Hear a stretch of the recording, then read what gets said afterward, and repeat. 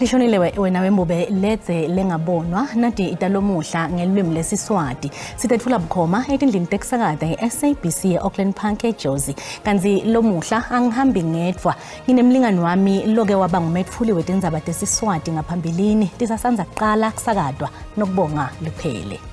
Ngibonge Rebecca, yebo lomuhla sitethula sibungata iminyaka lenge-75 asichubeke nato. It requires that we work as a collective to implement our strategic priorities of inclusive growth, job creation, reducing poverty and the high cost of living. Mengameli Cyril Ramaphosa bekaphendvula imibuto yePhalamende lomuhla kulandzela kwetfula luphakelo timali lwelihhovisi lakhe itolo. Kuliqiniso ukuthi tikhona tiboshwa letinjalo letifikile eveni lonkhuluma letiboshwa nje tibekwe etindzaweni tebulungiswa letahlukene eSwatini. Hulumende weleSwatini wemukele tiboshwa letingoti letingafunwa emaveni ato lafaka ekhatsi iVietnam, iJamaica, iCuba neYemen letibuya eMelika.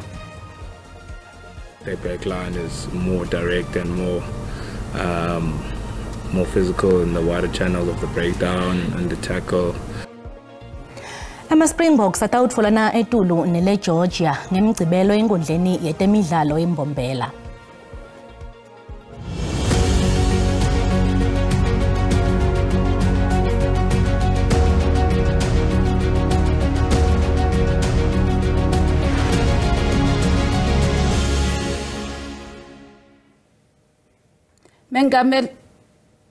Mengameli Cyril Ramaphosa bekaphendvula imibuto ePhalamende lomuhla kulandzela kwetfula luphakelo timali lwelihhovisi lakhe itolo. Mengameli unikete timphendvulo etihlangotsini letahlukahlukene letifaka ekhatsi ludzaba lwemhlaba, lubumbano kanye nekungalingani.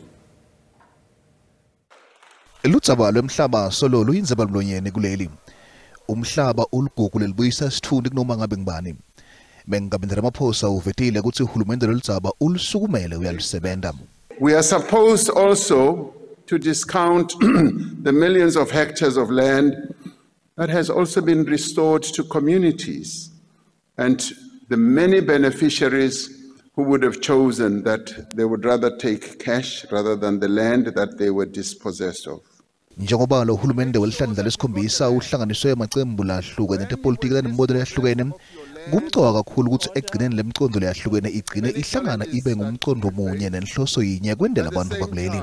It requires that we work as a collective to implement our strategic priorities of inclusive growth, job creation, reducing poverty and the high cost of living, and to work together to build a capable, ethical and developmental state. Iningizimu Afrika siyibuswe ngaphansi kwentsando elinyenti ngetulu kweminyaka lenge-30. Kulesikhathi lesi kulokunye lokwentekile kulungisa lokho lekungazange kuhamba kahle ngaphansi kohulumende lobandlululo lokufaka ekhatsi kumalingano ngabantu bakuleli. What we seek today is to ensure that the disparity between resources devoted to black people and to white people are equalized. Mengameli Ramaphosa uvete ukuthi abantu labasebentela sive kufanele bakwende lokho ngebucotho nangeliqiniso babeke embili timfuno tebantu bakuleli.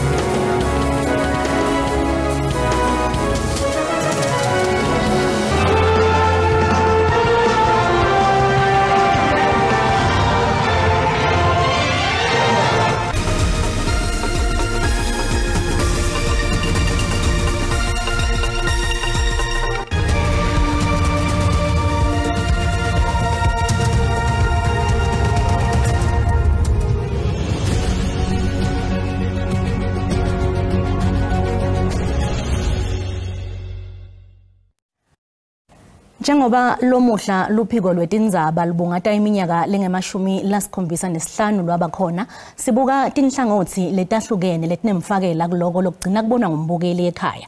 Nyalo ke sibuka luphiko loligcina umlandvo khona etindzabeni lapho sichumana naSidumo Dlamini lotawukhulumisana nalomunye webagcini bemlandvo kuloluphiko Khaya Salman.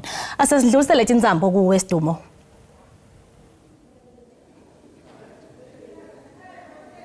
Sibonga kakhulu Rebecca, sibonga kakhulu nawe Bobo e-studio. Njengoba ke sowendlela Rebecca ukuthi SABC News hlanganisa 75 eminyaka iyasungulwa, lana sineliphiko loligcina umlando lesingasho ukuthi ngumsamo wetindzaba la SABC.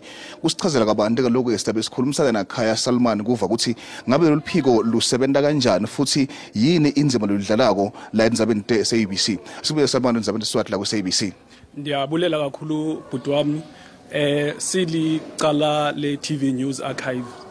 Nalapho sigcina khona umlando kunye nevideo ezishicilelweyo ze SABC zendaba eyethu indima ukugcina into eyenzekayo kwilizwe lonke jikelele ngemihla nezinto ezithe zake zenzeka ngaphambili nezinto futhi ezothi zenzeke ukubonisa abantwana bangomso kunye nesizwe sonke siphelele singumzansi Afrika.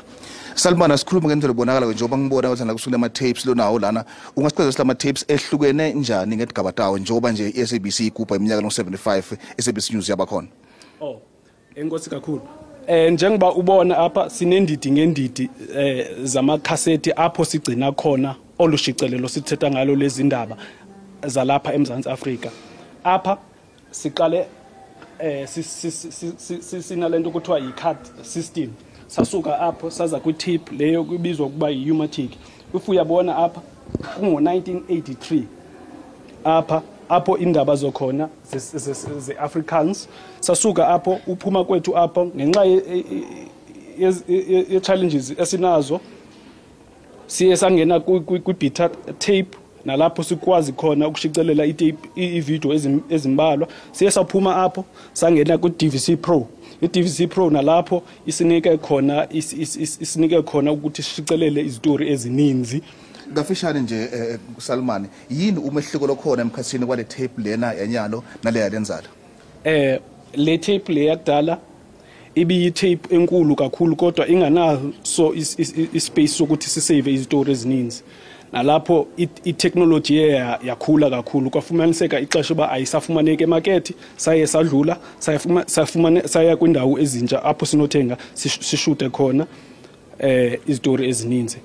Kusukela apho siye samuva saya kwi-TV kwi-AXD cam, ukusukela apho saya ku-LTO nalapho kusithetha khona ngexesha langoku apho ushicelelo letape limisa ixesha langoku kumgangatho wangoku. Salman, luphiko lwenu lusebenza omkhulu kakhulu etindzabeni. Awusichazela kabantu ukuthi njengoba siku-75 years nyalo SABC News yabakhona, ingabe senithuthuke kanganani kufaka sandla endzabeni? Sikhule kakhulu kuxesha lakudala ubuqaphela ukubana e-archives bekukho abantu abadala and abantu abaninzi bebecinga ba indawo apho abantu baye bathathe khona umhlala phansi. Kodwa kwixesha langokuya ubona uba sekukho apho ingqesho kunapho kuqashwe abasebenzi abatsha kakhulu nendlela esishicelela ngayo i-video ezisiye sishute ngoku sishuta nge-HD and ngoku siye siphendule ngexesha ekhawulezekileyo njengoko bengitshilo ukuthi LTO isebenza nge-robotics nalapho sigcina khona izinto zethu zishicelelwe kwikhompyutha kuze zifike ngexesha elifaneleyo. Kuchubekela embili njengoba iminyaka isahamba ne-technology ishintsha njalo nifisa ukubona nikuphi neluphiko lolu-SABC? Sifuna ukukhula kakhulu sifane nezinye izindlu apho zishicelela indaba emazweni nalapho sishuta ngama 4K nalapho sikwazi ukugcina ngaphandle kwezinto ezisibangela ba singakwazi ukukunikiza information nzima. Sibonga kakhulu Khaya. Mbukela kusekhaya nawe Rebecca nawe Bobo lapha e-studio ke lawo Khaya Salman sikhulumisana naye ngendaba ukuthi ngabe luphiko lolugcina noma lolugcika umlando wetindzaba lisebenza njani eSABC. Sibonga kakhulu insambo sibulisela ku e-studio. Sibonga kakhulu kuwe Sidumo. Kanti ke kuqhubekela embili netindzaba. Tinzatheli tetindzaba te-SABC eMpumalanga lesetathatha umhlala phansi. Tivete i-SABC News njengemsakato loqhubeka nekudlala inzima lenkulu kulomkhakha wetindzaba. Kanti ke inzatheli yetindzaba te-SABC Nhlanhla Njele na Azwi Muraba bakhulumisene netinzatheli te-SABC letasebenta kulomkhakha eminyakeni leyendlulile. Kanti ke lo mbiko uhunyushwe nguNokubongwa Lukhele. Antombo loneminyaka le-17 ungulomunye wetintatheli te-SABC lesetathatha umhlala phasi bekatiwa kakhulu ngelaba Sibambo. Ekuqaleni besibhala ngetandla itindzaba uma sithi kholekile sibe siniketa lomunye umama beka type tona abese uthumela ke ePitoli nangabe indzaba yesigodi noma isifunza nangabe indzaba kaNational bethunyelwa eJozi. Jonathan Lungu waqala kuba intatheli asengumfanyana wakhuphuka waze waba ngumphathi weligumbi letindzaba laMpumalanga.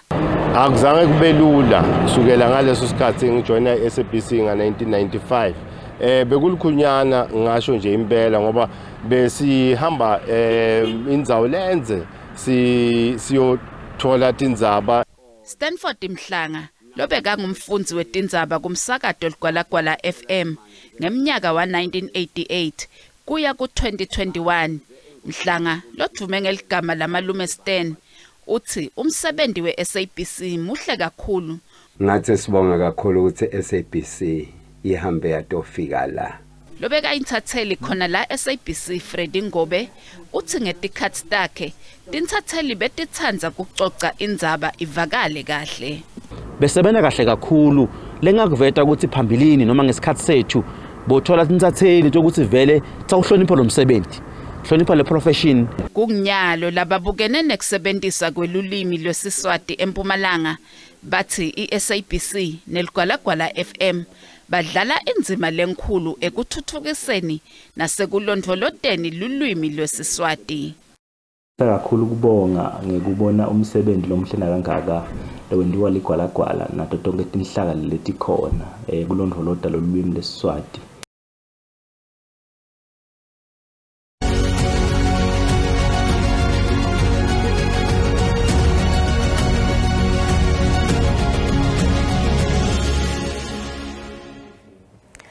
Sikubutile mbukeli ukuthi njengoba iSABC News ibungata iminyaka lengu-75 isakata tindzaba ingabe uyibona iwenda yini umsebenzi leyasungulelwa wona wekusebenzela umphakathi. Uphendvule kanje. Yabona izindaba ziyasiza kakhulu ukusinikeza ulwazi nokuthi kwenzekani ezweni. Sabona yabona ngempela ababiki beindaba benze umsebenzi omkhulu kakhulu. Iwenda kahle kakhulu umsebenzi wayo ikakhulu ekusuthuleni tindzaba singumphakathi kule live lonke jikelele. Kuningi lesikutfolako, kuningi lokunye lesikufundzako, kuningi lesikubonako khona etindzabeni telulwimi lwesiswati. Ngibona indlondlobala iqhubekela phambili ngoba nalaba sakati labasha labangenanyalo bahamba etinyathelweni walaba labadzala. Futhi lokunye nathi sesiyakhona nokubeka imibono.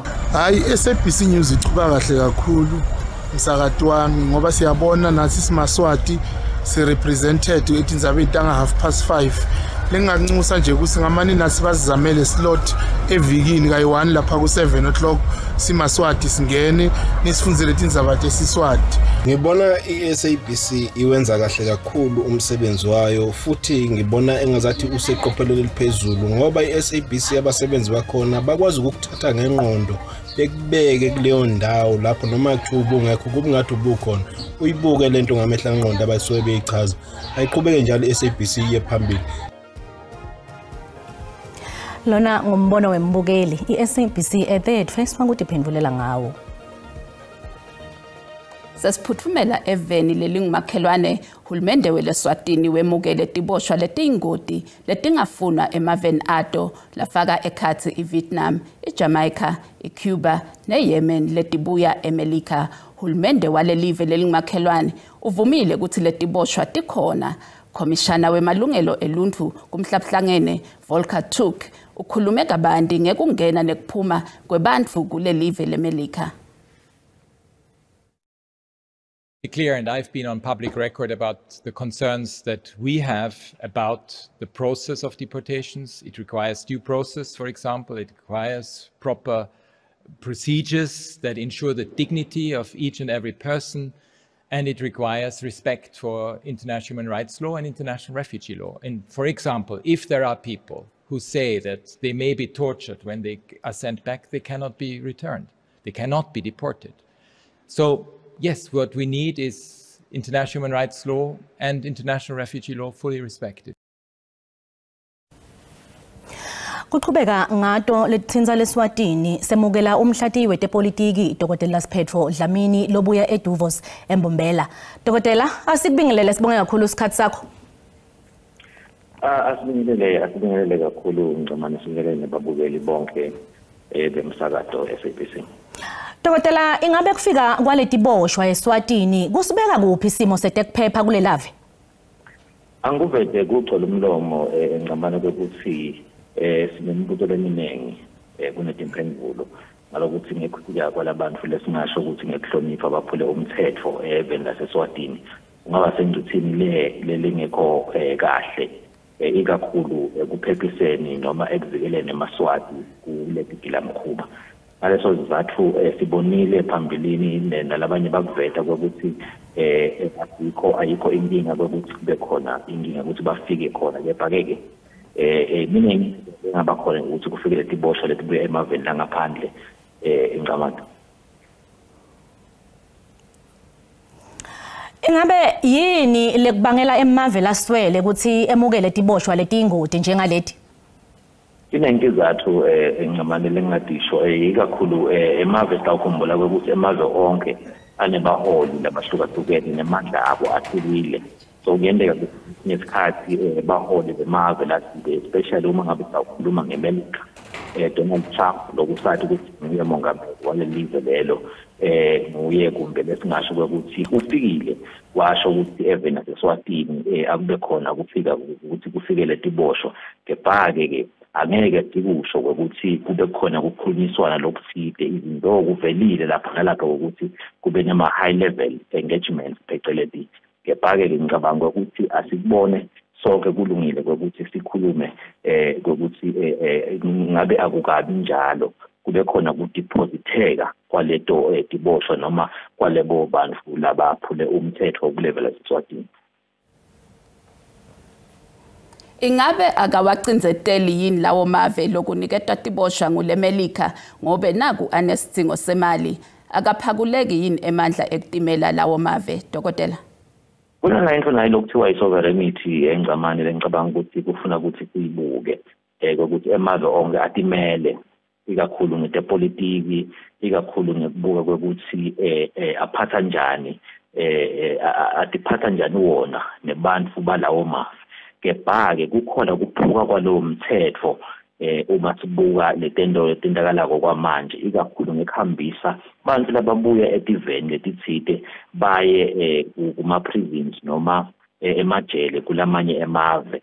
And so ngiyacabanga ukuthi kufuna ukuthi sibonisane futhi kwateke lokuthi the idea ye-sovereignty akusiyo lengazuthi iyabukiseka kwanyalo kufuna ukuthi kube yinto le engazuthi iyarevisitwa noma lefakelwa tibuko ukuze kube khona phela indlela yokuthi kube khona kubambisana kwemave lathide mayelana naloku lokwendakalako. Sitawukhumbula ukuthi kube khona kuhambiswa kuma-prisoners lathide labuya e-America khona aya eSudan and live laseSwatini lokuthi khuluma manje nalo linetiboshwa. Kepha-ke ngicabanga ukuthi lento lena lendekile kutawuba khona noma kutawusida ukuthi emave lathide ahlale phasi etafuleni ukuthi ngabe kwenteka kanjani kuze kuyiwe phambilini ikakhulu ku-revisit maybe kuhlangane kubukisiswe especially section 8 USC section 123 1B waseliveni lase-America. Loyo ke bekungudokotela Siphetho Dlamini longumhlati wetepolitiki. Hulumende weleswatini uphendvulile ke ngalokulethwa kwetibosha letivela eMelika. Kuthi tikhona tiboshwa letinjalo letifika 11 longikhuluma letiboshwa nje tibekwe etindzaweni tebulungiswa letahlukene eSwatini kanti tibekwe kanye naleminye imigugulegilamkhuba lende ebucala lokufanana nalobula babendile eMelika. Uma kucala letingcoco ke tekukhulumisana emkhathini weMelika nelivela kangwane dinengitingoni letabukwa ikakhulukati letifaka ekhathi kokuthi engabe kuletha letiboshwa eteyini kwenda eMaswati timpilo tabo bese adisabi ngiletivikelekile kwabonakala ukuthi asikho sizathu sekuthi eMaswati angesaba ngoba laba bekunene batawuniketwa liso lekhozi lokuyele singakucacisa ngokuthi abaketi tawuhlala umphelane labekunene laveni laseSwatini kodwa ke bayendlula batawubuyiselwa emeveni abo sisebenzisana naye uhulumende weMelika kanye nenhlangano yokuhambisa abantu International Organization for Migration.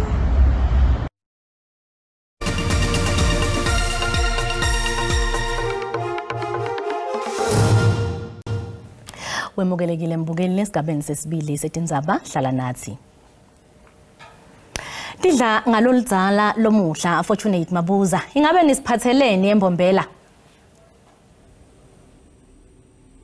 Angibonge mlingani wami isikhathi longpersona ngibingelele futhi nebabukele emakhaya angisho ke ukuthi lo muhla langa lelikhulu kakhulu njengoba sathi ukuthi ligumbi lebetindzaba iSABC lihlanganisa ke iminyaka lengema-75 sibonile ukuthi ke tinsatheli tiphumile velonke tigijima tibika ukuthi kwenakalani yonke indzawo nathi ke ehlelweni letiphume embiteni siniphatheleke laba bebakhona embi kwethu ukuthi batositshela ukuthi bahambe njani naleli gumbi lekusakada iSABC News. Ehleleni letiphuma embiteni emkhathini wensimbi yesithupha nesikhombisa kuligwalagwala FM ngibuyela kuwe mlingani wami.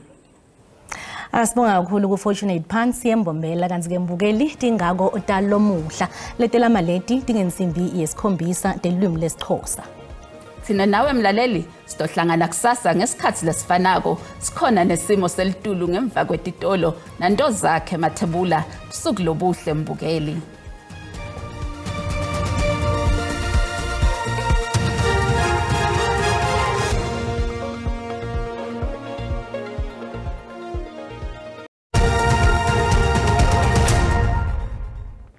Ngedela shona lingena tinzabatalo kanjalo ngedela shona lingenaso simo selitulu ngala lomuhla kanti ke masibuka sithombe sethu kusihlwa namuhla akhombisa ngohla kakhulu ke mathuba emvula mabuya kakhulu kade ensholo la Kapa njengoba lapha kuyekela 30% kanti ke ukhona lo msiko moya lobanzako lobonakala ke ungena eve ekhathini live ngala lomuhla kanti ke nencenye sifundza ke la iWestern Cape asesekhona ke lawo mathuba emvula ngala lomuhla kanti ke naselangeni la kusasa asesekhona lawo mathuba emvula kakhulu kade ensholo la Kapa ngala lomuhla kanti ke aphinza inyukele sifundzeni kwaZulu Natal njengoba alapha kuyeke la 60% likhombisa ke ngibonja ngemafu mabuka ke incenye sekhathini live kanti ke sicwatho lesivela baka South African Weather Service khombisa ke kuba nemoya lomatima mabuya ikakhulukati enkabeni live ngalo lomuhle kanti ke nelwandle likhombisa ke kuthukuthele kakhulukati ensholo Kapa ngalo lomuhle kanti ke nasensholo Kapa kuchubeke njalo ke nekuthukuthela kolwandle kakhulukati elangeni lakusasa njengobona kunyukela ke la esifundzeni iEastern Cape ngalo lomuhle kanti ke masibuyela amazingishisa kusemenjani kakhulukati esifundza ke iGauteng mabuka ndzawo letfanakela nabo Bronkhorstspruit likhombisa ke kubanza ekseni kanti ke kufuthumele lapha ke eJohannesburg ngalo lomuhle kanti ke sifundza iLimpopo mabuka ndzawo letfana nabo Musina kufuthumele kubophalabura nga27 eBhekasfort lapha kuyeke la 28 ngalo lomuhle kanti ke uma sichubeka sikubukela ke la sifundza impumalanga ndzawo letfana ke la ikakhulukati nabo Carolina mabuka kubo Emelo kubo Standerton kubo Sekunda likhombisa ke kuphola kuleto ndzawo leto ngalo lomuhle ngakube nguphathele kodwa busuku abube lobuhle.